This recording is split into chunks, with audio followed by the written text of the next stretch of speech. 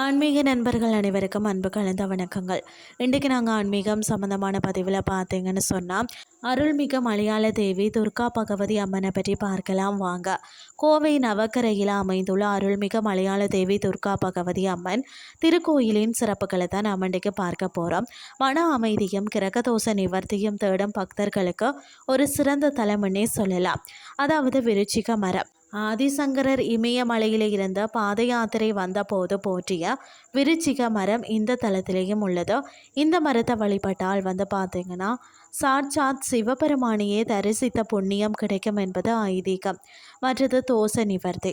இங்கு கன்னிமா திசையில் குறுக்கேது மற்றும் சிவபெருமான் இணைந்த கன்னி சர்ப்பம் உள்ளது. இதனை வணங்குவதன் மூலம் தடைப்பட்ட சுபகாரியங்கள் கைகூடும். குறிப்பாக செவ்வாய் தோஷம் உள்ளவர்கள் இங்கு வழிபட்டால் நல்ல பலன் பெறலாம். ஒவ்வொரு சனிக்கிழமையும் நடைபெறும் சனி யாக பூஜையில் கலந்து கொள்வதன் மூலம் பார்த்தீங்கன்னா கிரக தோஷங்கள் நீங்கி சகல ஐஸ்வர்யங்களும் பெருகும். மற்றது சித்ரா பௌர்ணமி அன்று அம்மனுக்கு சாத்தப்படக்கூடிய சிறப்பு மூலிகை சந்தன பிரசாதமாக வழங்கப்படுகிறதா. இது உடல் பிணிகளை தீர்க்கும் அருமருந்தாகவும் நம்பப்படுகிறதா.